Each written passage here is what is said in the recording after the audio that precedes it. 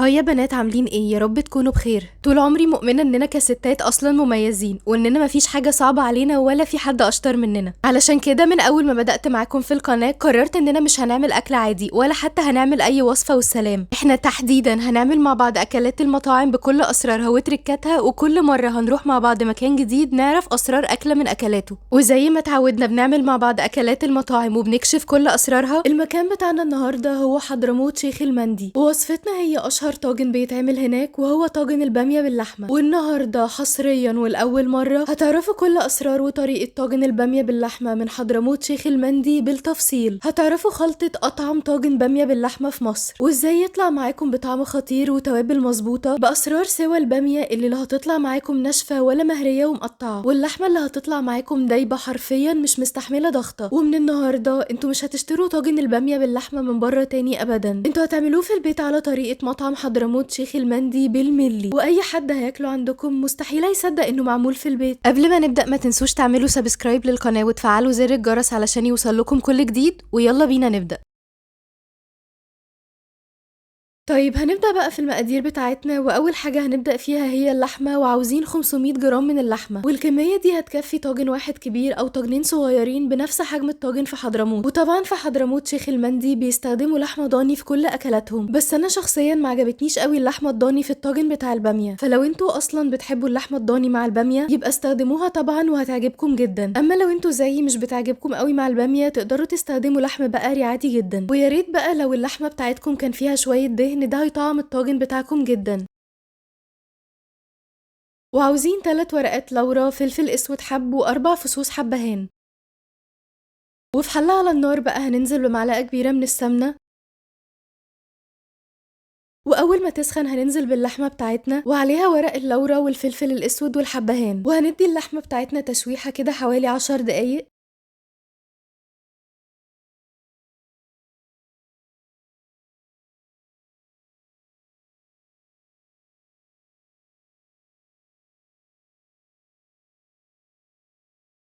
بعد كده هننزل عليها ب1.5 لتر من المية المغلية، وهنسيبها تاخد سلقة حوالي نص ساعة، عاوزينها تستوي 3/4 سوا.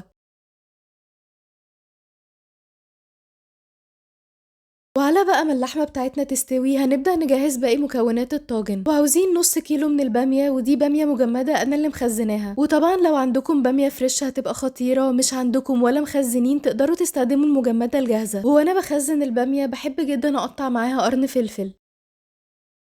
وفي طاسة على النار هننزل بشوية زيت، بعدين هننزل بالبامية بتاعتنا وعاوزين نديها تشويحة كده حوالي 10 دقايق.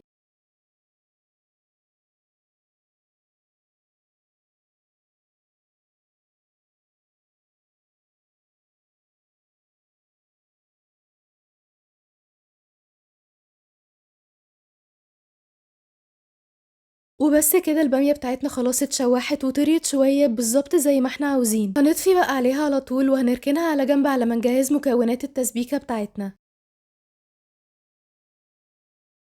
وأول حاجة عاوزين بصلاية كبيرة متقطعة مكعبات صغيرة، معلقة كبيرة من الثوم المفروم ناعم، ونص لتر من عصير الطماطم، ومعلقة كبيرة من الصلصة المعلبة.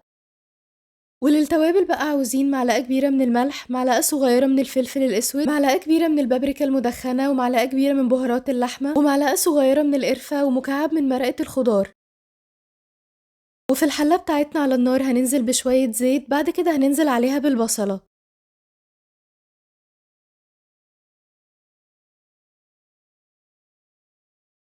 وهنفضل نقلب في البصلة لحد ما تبدأ تدبل شوية، ننزل عليها بالثوم.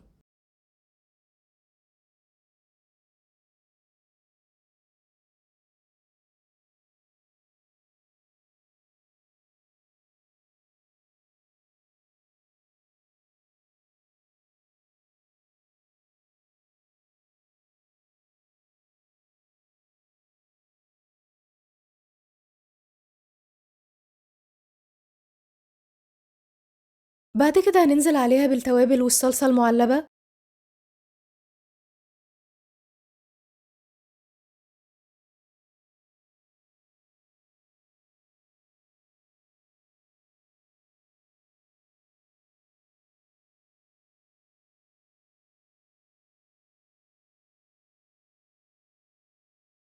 وبعدين هننزل بعصير الطماطم وهنسيبهم يتسبكوا مع بعض حوالي 10 دقايق.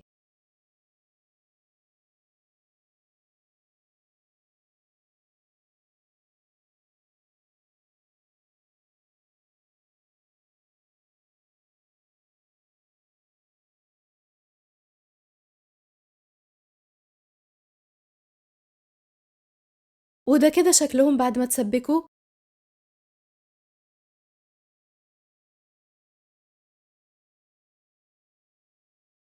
وعلى ما خلصنا كانت اللحمة بتاعتنا خلاص استوت.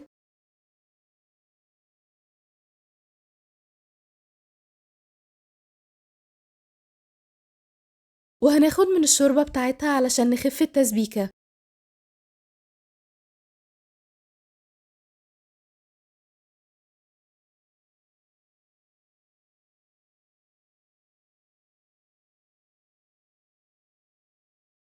وهنبدأ بقى نرص الطاجن بتاعنا، وأول حاجة هننزل بشوية من التسبيكة في قعر الطاجن.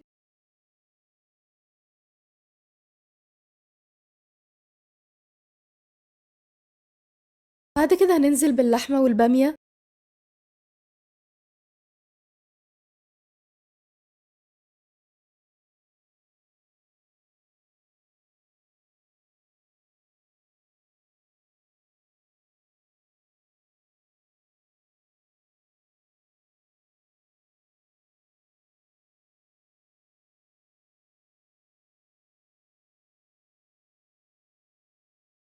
وبعدين هننزل بباقي التسبيكة بتاعتنا على الوش.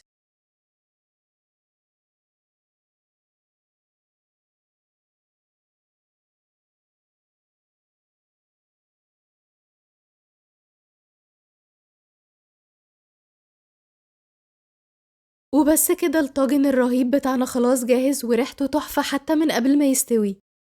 وللتسوية بقى هنغطي الطاجن بتاعنا بورق فويل بالشكل ده. بعد كده هندخله في الرف اللي من تحت على درجة حرارة 180 لمدة 45 دقيقة. بعدين هنشيل الورق الفويل من عليه وهنحطه تحت الشواية 5 دقايق علشان وشه يحمر.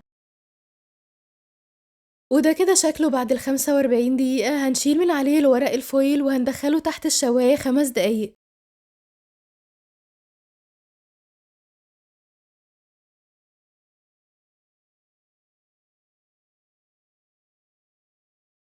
وده كده شكله الخطير بعد ما طلع من تحت الشواية وريحته تجنن. واخيرا جينا لاكتر جزء انا بحبه في اي فيديو، وهو ان انا ادوق. اتفرجوا بقى على اطعم طاجن بامية باللحمة ممكن تاكلوه في حياتكم. التوابل بتاعته مظبوطة جدا، والبامية طالعة الواحدة بوحدتها مش مهرية ومقطعة.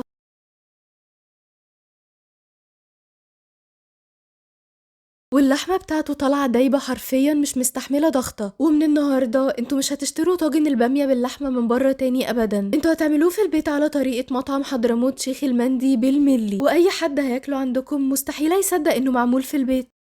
اتمنى اكون عرفتكم كل اللي انتم محتاجين تعرفوه، ولو لسه عندكم اسئلة ممكن تسألوني في الكومنتات وهرد عليكم. ولو حابين اروح مطعم معين واجيب لكم اسرار اكلة معينة اكتبولي في الكومنتات، والانتاج هيراجع كل كومنتاتكم وهروحه في اقرب وقت ممكن. لو عجبكم الفيديو ما تنسوش تعملوا لايك وشير مع اصحابكم، وهستنى رأيكم في الكومنتات.